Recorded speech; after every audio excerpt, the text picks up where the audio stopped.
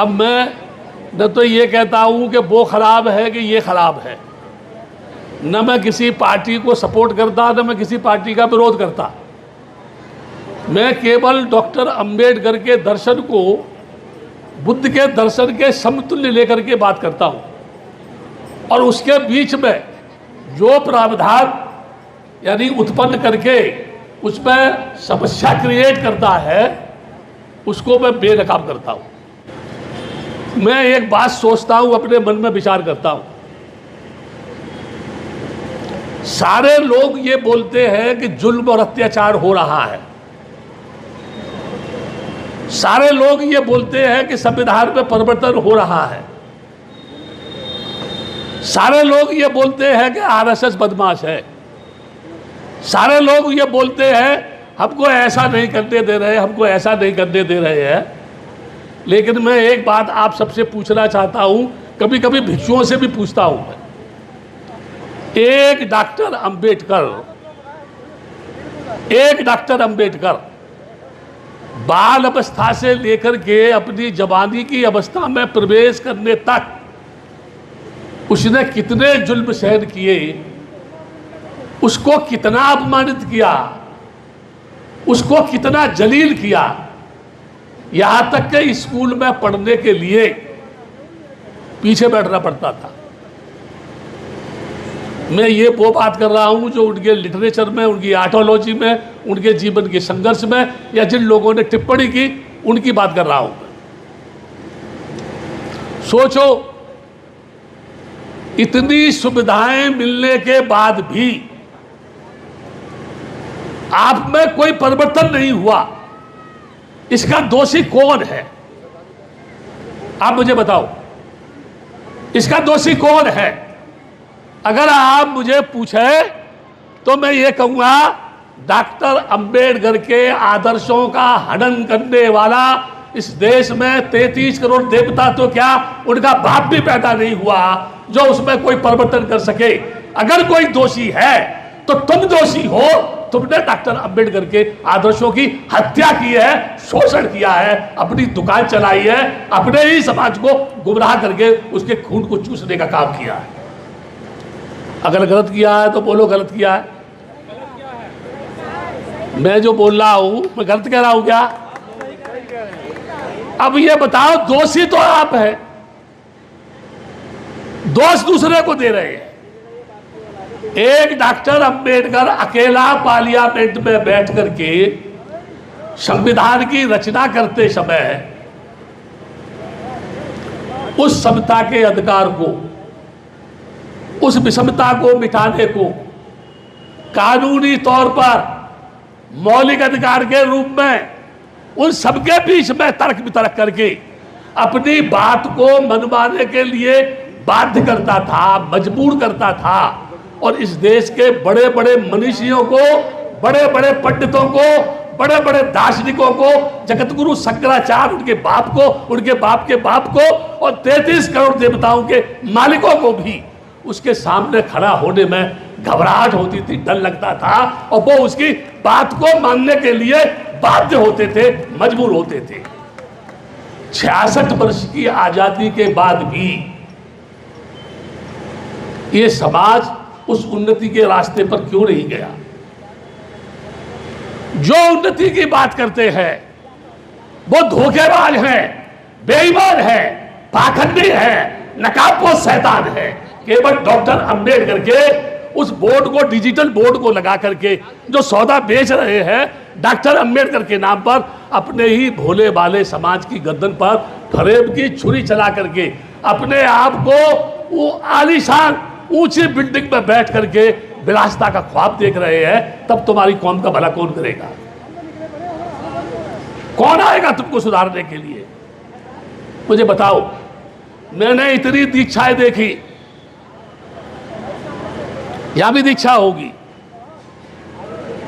जब बौद्धों के फंडामेंटल की बात आती है, केवल भारत में कितने हैं? 0.6। बुद्धिस्ट कितने हैं? 0.6। लोग बोलते हैं बुद्धिस्ट मैरिज लॉ बनना चाहिए। Are you belong to Buddhist community? लोग बोलते हैं बुद्धिस्ट फंडामेंटल राइट मंजूर होना चाहिए। Are you belong to Buddhist community? Can you tell me, can you show your certificate you are belong to Buddhist community? पहले कौन थे? अभी बहुत सारे लोग दो शब्द इस्तेमाल करते हैं। दलित अनकॉन्स्टिट्यूशनल लैंग्वेज है, ये इलीगल वर्ड है। सुप्रीम कोर्ट का ऑर्डर है दलित शब्द की प्रचलन नहीं होना चाहिए, फिर भी लोग बोलते हैं दलित दलित। हिंदू न वेद में, न कुरान में, न पुराण में, न दर्शन में, न भागवत में, न उपनिषद में कहीं भी नहीं है। फिर भी हमारे देश के पढ़े लिखे लोग बोलते हैं गर्व से कहो हम हिंदू हैं। मुझे बताओ ये पागल है कि बुद्धिमान है? सब सोचो। यानी क्या कह रहे हैं? गर्व से कहो हम हिंदू हैं? नहीं, ये कह रहे हैं गर्व से कहो हम पागल हैं, गर्व से कहो हम मूर्ख हैं, गर्व से कहो हम मानसिक गुलाम हैं, गर्व से कहो हम प्रतिमाओं के सामने भाग्य का दरवाजा खोलने के लिए आए दिन उसकी प्रार्थना करते हैं। और वो ऐसा है क्षीर सागर में दुनिया की हसीन महिला के साथ रबड़ कर रहा है दुनिया का मालिक। ऐसा कौन आदमी है जो हसीन औरत को छोड़कर, जो नरम नरम कलाइयों से उसके पैरों को गुदगुदा रही हो, उसके दरवाजे पर एक भूखा आदमी खड़ा होकर के उससे फरियाद कर रहा हो कि हे प्रभु तुम मेरी सुनो। कोई भी पागल उस हसीना को छोड़ करके उस भूखे नंगे आदमी की फरियाद सुनने के लिए नहीं आएगा। सारे के सारे अय्यास, पाखंडी, बदमाश और ढोंगी है जिनकी हम पूजा करते हैं, तो हम बदमाश नहीं होंगे? आप बोलो, हम बदमाश होंगे कि नहीं? एक डॉक्टर अंबेडकर जब पूरे देश को हिला सकता है, 33 करोड़ देवताओं के जबड़ों में से सपना निकाल करके ला सकता है, उसको खड़े होकर के चैलेंज कर सकता है, सब कल्पना है। बालू के ढेर पर खड़ा हुआ परमात्मा है। क्या किसी ने उसको देखा है? क्या कभी ने उसको बोला है? वो कौन सी लैंग्वेज बोलता है? वो कौन से महल में रहता है?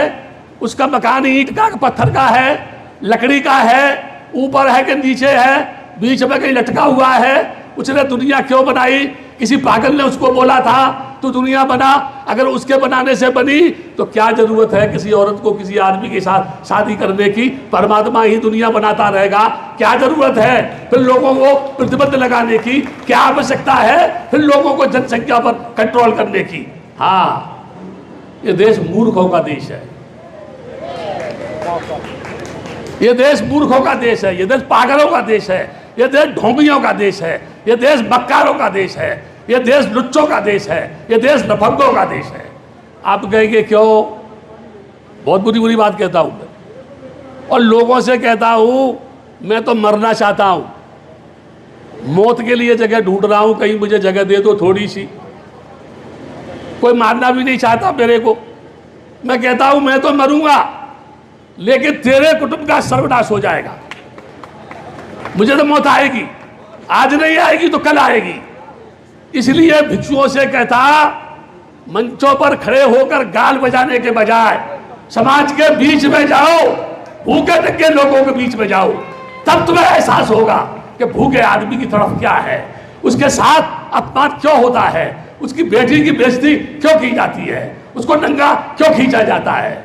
इसीलिए क्योंकि हम में यूनिटी नहीं है, इसलिए हम में संगठन नहीं है, इसलिए हम में पावर नहीं है, इसलिए हम में ताकत नहीं है।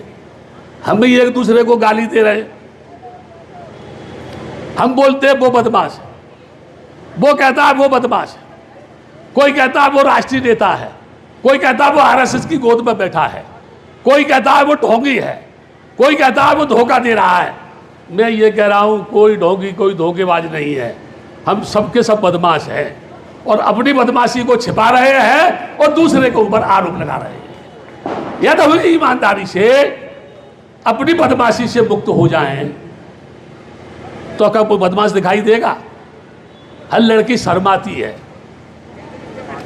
डरती है, कोई चाकू दिखा दे अरे ऐसा मत करो मुझको, जो है नरचंडी क्यों नहीं बनती है,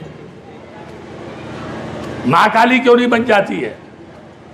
उस महाकाली की पूजा कर रही है, खुद महाकाली बन जा, लोग तेरी पूजा करेंगे। बन तो सही, बनना नहीं चाहती है। 1 घंटे अपने आप को सजाने में लगाती है, 1 घंटे। मैं सोचता हूं, जरा कड़वी लगेगी मेरी बात, कोई बात नहीं है, गाली आप भी देना मुझको, मुझे कोई तकलीफ नहीं है। 1 घंटा अपने को सजाने में लगाती है, जबकि डॉक्टर अंबेडकर 18 घंटे पढ़ता था, वो अपने को सजाता नहीं था। जब 1 घंटा अपने को सजाने में लगाती है तो 5 मिनट में उस सजाई हुई सुंदरता को धो करके नाली में बहा देती है। तो 1 घंटे सजाने से फिर फायदा क्या है? डॉक्टर अंबेडकर ने कोई खूनी संघर्ष किया? हाँ करो या ना? डॉक्टर अंबेडकर ने कभी तलवार चलाई? डॉक्टर अंबेडकर ने कभी युद्ध करने के लिए बोला? केवल कलम चलाई, कलम। हम कलम के महत्व को नहीं समझ पाए। बुद्ध के आके आंदोलन में रह करके मैंने बहुत सारा अनुभव किया, आज भी अनुभव कर रहा हूं, मैं सीख रहा हूं, मैं घूमता हूं लोगों के बीच में, सीखता हूं मैं। और एक बात सीखता हूं मैं, शिक्षा के लिए जितने साधन उपलब्ध कराएंगे आपके बच्चे वेल एजुकेटेड नहीं हो पाएंगे।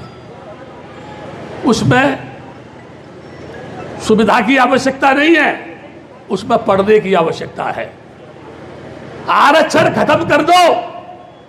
अगर तुम इंटेलिजेंट हो, तुम पढ़े लिखे हो, तुम में बुद्धि है, तुम में दिमाग है, डॉक्टर अंबेडकर की फिलॉसफी को तुमने जान लिया है, बुद्ध के ज्ञान को तुमने समझ लिया है, तुम अकेले ही इस पूरे देश को हिला सकते हो। तुम्हारे अंदर वो पावर है, लेकिन तुम अपने आप को मानसिक गुलाम समझ बैठे हो। दुनिया का वो मालिक है, वो मेरे जीवन का कल्याण करेगा। अरे तुमसे ज्यादा मूर्ख कौन होगा? ऊपर हाथ उठा के कह रहे हैं वो मालिक है। जिसने तुमको पैदा किया उसको भगवान मानने को तैयार नहीं है। जिसने तुमको पैदा किया उसको भगवान मानने को तैयार नहीं है। जिसको देखा नहीं है उसके सामने नाक रगड़ रहा है। अरे तू गधा नहीं तो क्या है? बोलो ना, मैं गलत कह रहा हूं क्या? मैं गधा तो नहीं हूं कहीं? ये भी हो सकता है मैं गधा हूं, क्योंकि गधे को गधे की पहचान होती है ना, ये भी हो सकता है। मैं कहना चाहता हूं बाबा साहब का नाम लेने से नहीं कुछ होगा, बाबा साहब के गीत गाने से कुछ नहीं होगा, बाबा साहब के नाम पर लोगों के बीच में जहर उगलने से कुछ नहीं होगा। डॉक्टर अंबेडकर के दर्शन को लेकर के खुद आगे चलना पड़ेगा। एक बुद्ध, सारी दुनिया उसके पदचिन्हों पर चलती है। एक डॉक्टर अंबेडकर जिसके संविधान को लोग बोलते हैं बदल देंगे बदल देंगे बदल देंगे, इनके बाप में संविधान बनाने की हिम्मत नहीं थी। जिस डॉक्टर अंबेडकर ने मनुस्मृति में आग लगा दी, उस समय लोगों ने विरोध क्यों नहीं किया? अभी आरएसएस के लोग बोल रहे हैं जातिवाद खत्म होना चाहिए। मैं कहता हूं मोहन भागवत टीवी चैनल पर यह घोषणा करे। मोहन भागवत क्या कह रहा हूं सुनो, कि भारत की धरती पर जो भी धार्मिक ग्रंथ, चाहे उपनिषद हो, गीता हो, भागवत हो, रामायण हो, पुराण हो, दर्शन हो, जो भी मानव समाज को टुकड़ों में बांटते हैं, जो मानव को मानसिक गुलाम बनाते हैं, जिनसे देश में ऊंच नीच बढ़ती है, जो नारी की अस्मत को लूटने का संदेश देते हैं, मोहन भागवत कहे उन सारे धार्मिक ग्रंथों को पार्लियामेंट के सामने कैरोसिन का तेल डालकर मैं आग लगाऊंगा। मैं कहूंगा निश्चित रूप से आरएसएस की लोग पूजा करेंगे। करेंगे ना? उसका नाम क्या है? राष्ट्रीय स्वयंसेवक संघ। वो राष्ट्रीय स्वयंसेवक संघ नहीं है, बदमाशों का संघ है, लुटेरों का संघ है। ये मैं क्यों बोल रहा था आपसे? जिस पुष्पमित्र शुंग ने भिक्षुओं का कत्लेआम किया, जिस पुष्प शुंग ने भिक्षुओं का कत्लेआम किया, तमाम स्तूपों को नष्ट किया, उसको ब्राह्मण संस्कृति के लोगों ने क्या किया मालूम है? मर्यादा पुरुषोत्तम राम बना दिया। और उस मर्यादा पुरुषोत्तम राम साकेत में, बौद्धों की नगरी में, बौद्धों की छाती पर लोहा खड़ा करके मर्यादा पुरुषोत्तम राम का मंदिर बना दिया।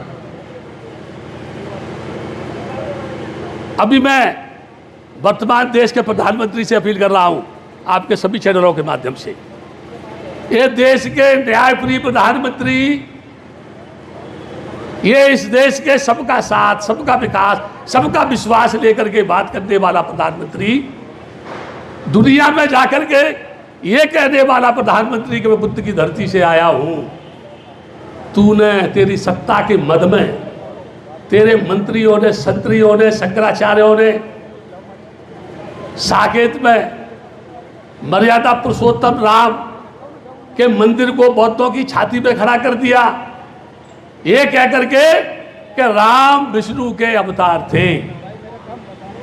बोलो no talk please, no talk please. वो जो है उसको मंदिर खड़ा कर दिया, किस आधार पर? राम विष्णु के अवतार थे। मैं कह रहा हूं, ये देश के कर्णधारों, संविधान की चौखट को चूमने वाले लोगों, संविधान के गीत गाने वाले लोगों, चाय बेचने वाले प्रधानमंत्री जो कहता था बाबा का संविधान ने मुझे प्रधानमंत्री बनाया, उस प्रधानमंत्री से कह रहा हूं, ए प्रधानमंत्री, तूने राम को यानी विष्णु का अवतार बता करके बौद्धों की छाती पर मर्यादा पुरुषोत्तम राम का मंदिर खड़ा कर दिया, तो क्या तू बुद्ध के आके महाबोधि विहार को ट्रस्ट बना करके बौद्धों के हवाले करेगा? क्योंकि तुम उसको भी तो, बुद्ध को भी तो विष्णु का अवतार बताते हो। या तुम ऐसा नहीं करते तो तुम बेईमान हो, तुम बदमाश हो, तुम चोर हो, लुटेरे हो, ठग हो, इस देश को धोखा देने वाले लोग हो। ये मैं आरोप नहीं लगा रहा, मैं न्याय की बात कर रहा हूं। और आपके चैनल से पूरे देश के यादव वंश के लोगों से, सूर्य वंश के लोगों से, क्षत्रिय वंश के लोगों से एक बात कह रहा हूं, राम सूर्यवंशी थे? हाँ करो या ना? राम सूर्यवंशी थे कि नहीं थे? लोग बताते हैं सूर्यवंशी थे, मैं उनके लिटरेचर से बता रहा हूं। सूर्यवंशी थे। कृष्ण कौन थे? यदुवंशी थे। क्या पूरे देश में कहीं भी कोई भी बेटा किसी का राम बनाया जाता है तो किसी सूर्यवंशी लड़के को राम बनाया जाता है क्या? क्या इस देश में किसी कृष्ण को, यदुवंशी लड़के को कृष्ण बनाया जाता है? तो इन बदमाशों से पूछो, वो पैदा हमारे खानदान में हुआ तो ब्राह्मण राम कैसे बनेगा, ब्राह्मण कृष्ण कैसे बनेगा? इससे ज्यादा बदमाशी और ब्राह्मणों की कोई हो सकती है क्या? मैं ज्यादा नहीं कहना चाहता, इतने पर ही चिंतन करना, इतने पर ही मनन करना। और तुमसे तो सिर्फ एक ही बात कहता हूं, उठो, एक बार मिट जाओ। अस्पत लुटे, उससे तो पहले एक बार मिट जाओ और मिट जा करके लोगों को एहसास कराओ कि बाबा साहब के किसी भी बेटी को छेड़ा तो नरचंडी बढ़ करके कितना नरसंहार कर सकती है। छेड़ना तो छोड़ो, देखने से ही लोग घबराएंगे। तुमको अपने आप को समझना पड़ेगा, आपका कल्याण हो। आप चिंतन करें, मनन करें, रात भर मुझे गालियां दें, फिर भी मैं आपको आशीर्वाद दूंगा। एक ढेला दान मत करो, हर कदम पे गाली दो, लेकिन भद्दे लोगों को दान करो। इस आशीर्वाद के साथ आपसे निवेदन करूंगा कि आपका मंगल हो, आप सुखी रहे। जटवाड़ा में दूसरी बार आया, पहले मैं सीलवंश के समय आया था। आप सभी का मंगल हो, सुखी हो। भवत सब मंगलं रक्षन्तु सब देवता, सब बुद्धान भावेन, धम्मान भावेन, संज्ञान भावेन, सदा सोती भवति।